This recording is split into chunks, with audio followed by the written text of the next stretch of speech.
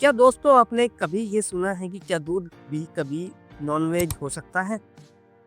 दरअसल दोस्तों अमेरिका और भारत के बीच डेयरी उत्पादों को लेकर समझौता इसी विवाद को लेकर अटका हुआ है कि दूध को भी वेज और नॉनवेज के तौर पर देखा जा रहा है।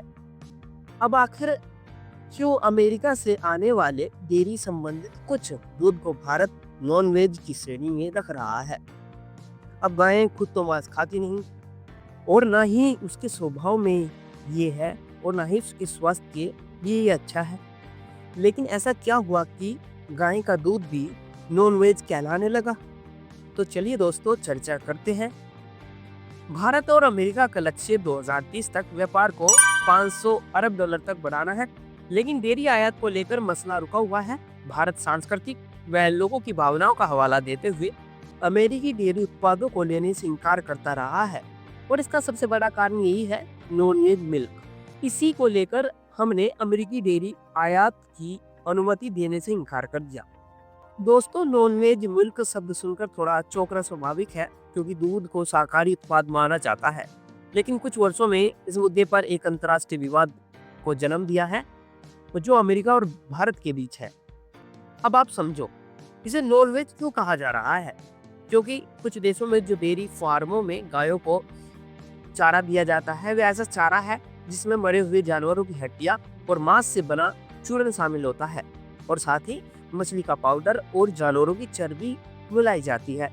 और जब गाय इस चारे को खाती है तो उसका दूध धार्मिक रूप से कुछ समुदायों के लिए शुद्ध शाकाहारी नहीं रह जाता और इसी को लेकर धार्मिक और सांस्कृतिक विवाद है क्योंकि कोई भी भारतीय इस बात को स्वीकार ही नहीं कर सकता कि जिस गाय का दूध वो पी रहे हैं उसको नॉन-वेज चारा खिलाया गया है और इस दूध को वे बिल्कुल भी पवित्र नहीं मानेंगे।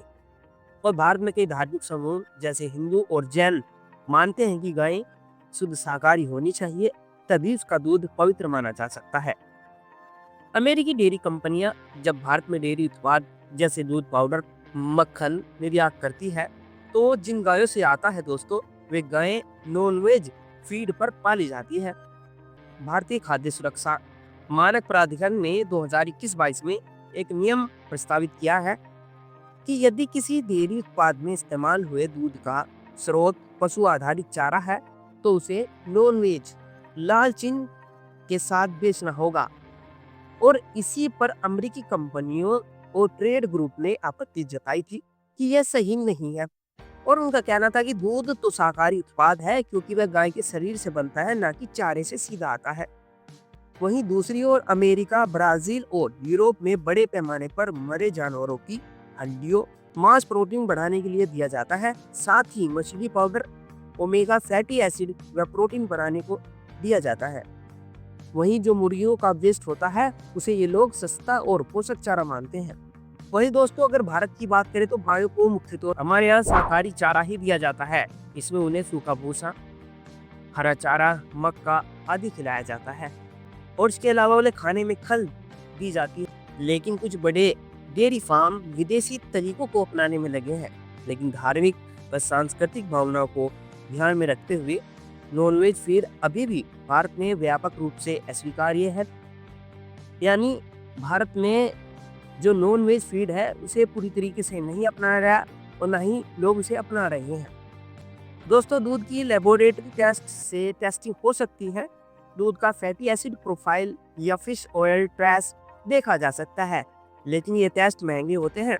वैसे अभी तक ऐसा कोई विश्वसनीय टेस्ट नहीं है जो दूध देखकर ये बता सके कि गाय ने शाकाहारी चारा खाया था या मांसाहारी।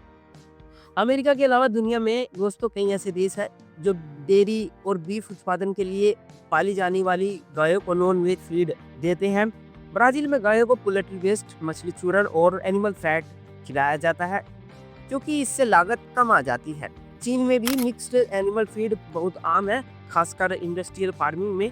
यूरोप, रूस, मेक्सिको, थाईलैंड, फिलीपींस में जो स्थानीय नियम है वे कम सख्त है। इसीलिए क्या होता है कि दोस्तों वहाँ पर जो पशु आधारित फीड है वो आम है। अब सवाल यह है कि क्या नॉनवेज फीड से दूध स्वास्थ्य के लिए हानिकारक है? दोस्तों अधिकांश वैज्ञानिक स्टडीज में नॉनवेज फीड से निकला दूध पोषण के लिहाज से सुरक्षित पाया गया है बट इंडिया ने इसे लेने से इनकार कर दिया। और अमेरिका को कहा कि हम इसे नहीं ले सकते क्योंकि हमारे यहाँ पर रिलीजियस सेंटिमेंट इससे बहुत ज़्यादा आहत होते हैं। तो दोस्तों, अगर वीडियो इन्फॉर्मेटिव लगी हो तो वीडियो को लाइक और शेयर करें, साथ ही चैनल को सब्सक्राइब करना ना भूलें।